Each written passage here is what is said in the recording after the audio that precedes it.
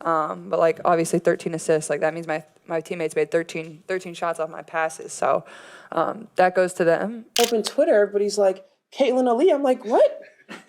What? So I like turn on, I'm like, oh, she declared. Thank you. So something just happened that nobody saw coming. Aliyah Boston sat down with Sue Bird and, for the first time, pulled back the curtain on what it's really like to play with Caitlin Clark. With the initial change, It's just been, a frustrating year with injuries, not just to Caitlin, but obviously to Caitlin.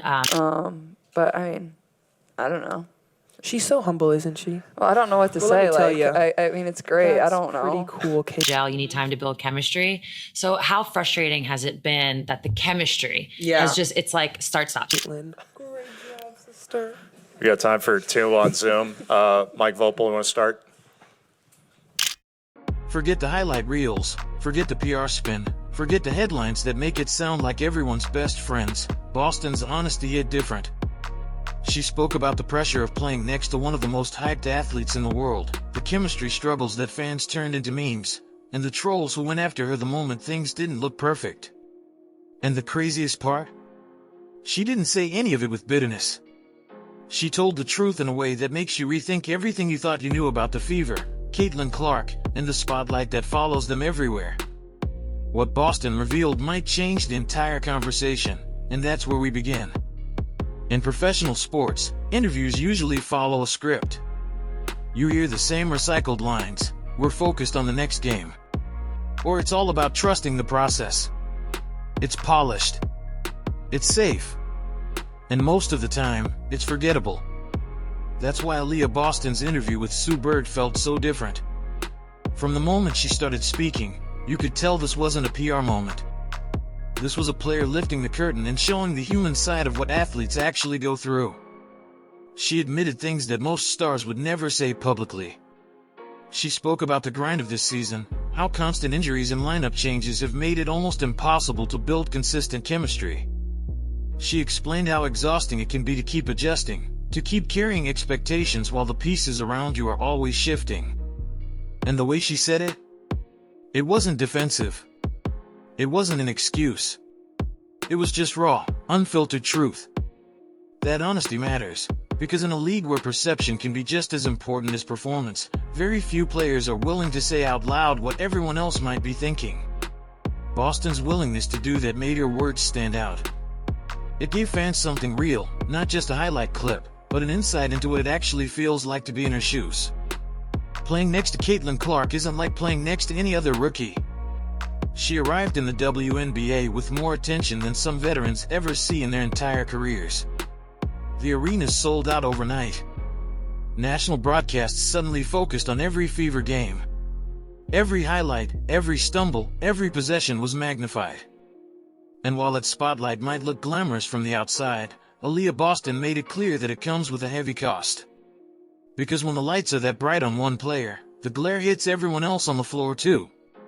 Suddenly, every missed shot, every turnover, every small mistake is clipped, shared, and judged in real time. Boston admitted that the expectations shifted instantly the moment Clark put on a Fever jersey. It wasn't just about building a young team anymore. It wasn't about steady progress. Fans and critics demanded wins now. They wanted instant chemistry, instant success, and instant proof that this franchise was turning around. But anyone who's ever played basketball knows that's not how it works. Chemistry takes time. Roles have to settle. Trust has to be earned on the court, not just imagined on paper. Boston's honesty revealed just how crushing those expectations can feel. She wasn't blaming Clark, far from it. She was exposing the reality that comes when one teammate's hype changes the standards for everyone. And the truth is, not every player could handle that kind of pressure. One of the most revealing parts of Aliyah Boston's conversation was when she opened up about the on-court chemistry with Caitlin Clark. Because let's be honest, at the start of the season, it didn't always look smooth. Fans clipped every awkward pass, every mistimed cut, every turnover between them and threw it on social media like proof they couldn't coexist. Boston didn't deny it. She admitted the adjustment was real. Clark plays at a speed and with a vision that's different from most players, and for a big like Boston, learning to read those passes takes time. It's not something you master overnight. But instead of framing it as a problem, Boston described it as growth in progress. She explained how they've been building a connection, learning each other's tendencies, figuring out when to seal, when to roll, when to expect the ball. And it's not always verbal. Sometimes it's as simple as reading Clark's eyes, knowing what's coming before the ball leaves her hands. That kind of chemistry doesn't show up in the box score right away, but it's powerful when it starts clicking. And Boston was clear. Despite the rocky start, she and Clark are finding a rhythm that outsiders can't see in highlight reels alone. It was a reminder that what looks like mistakes to fans might actually be the process of building something much stronger. If the pressure of the spotlight wasn't enough, Aliyah Boston also revealed the darker side of being paired with Caitlin Clark, the trolls. She talked about the comments she sees online, and they aren't just harmless jokes. They're cruel. People calling her the worst big, questioning her value, acting like she somehow forgot how to play basketball the moment Clark joined the team. It's wild, because this is the same player who was Rookie of the Year, an All-Star, and the unquestioned centerpiece of the Fever before Clark even arrived. But that's what the hype machine does. It distorts reality. If the chemistry looks off, instead of blaming the adjustment period, people rush to pin it on Boston. If the Fever lose, critics act like she's holding Clark back. Boston didn't flinch when talking about it, though. She admitted the comments sting. How could they not? But she also made it clear they don't define her. Instead, she uses them as fuel. She reminded listeners that she's built her entire career on proving people wrong, and this moment is no different. That resilience stood out. Because while the trolls see a target, Boston sees motivation. And instead of folding under the hate, she's doubling down on her game, knowing that the best answer isn't a clapback, it's what happens on the court. To understand why Aliyah Boston handles all of this with so much composure, you have to know where she comes from. Long before the WNBA lights, long before the Rookie of the Year awards, Boston was a kid in St. Thomas, chasing her dream on outdoor courts that weren't built for comfort. She grew up playing against boys, often older and stronger, and she had to earn respect every time she stepped on the floor. There wasn't any special treatment. There wasn't a safety net. If she wanted to prove she belonged, she had to outwork everyone, and she did. That environment shaped her mentality. It gave her the toughness to handle criticism and the resilience to keep pushing when things don't come easy. So when she talks about trolls calling her the worst big, it doesn't break her. She's heard doubt before. She's been underestimated before. And every single time, she's answered the same way, by dominating. Even at South Carolina, with all the pressure of being the face of a powerhouse program, Boston carried herself with calm. She delivered national titles, earned Player of the Year honors, and set the standard for excellence. That's who she is, a competitor shaped by challenge, not crushed by it.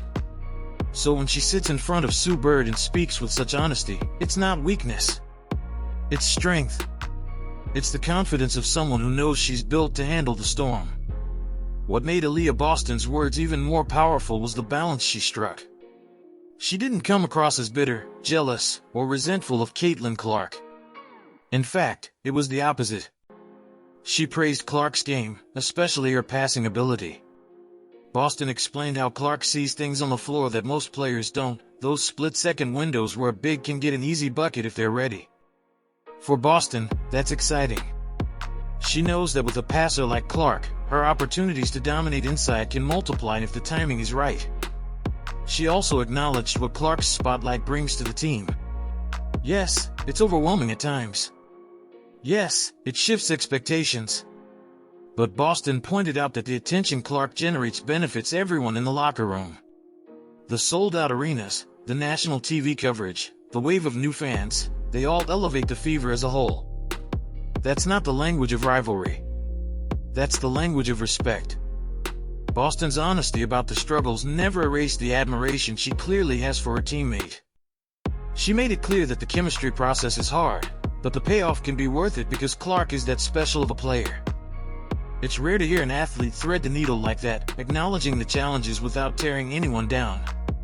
And that's what made this interview so refreshing. It wasn't drama. It was perspective.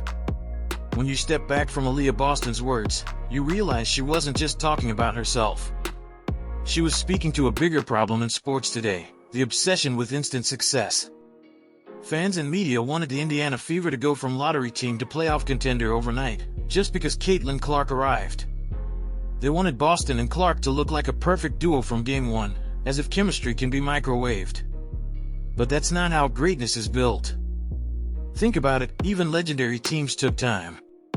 LeBron James, Dwayne Wade, and Chris Bosh struggled in their first season together in Miami before figuring it out. The Golden State Warriors didn't turn into a dynasty overnight. It took years of trust, reps, and heartbreak before the championships came. Boston reminded everyone that the Fever are no different.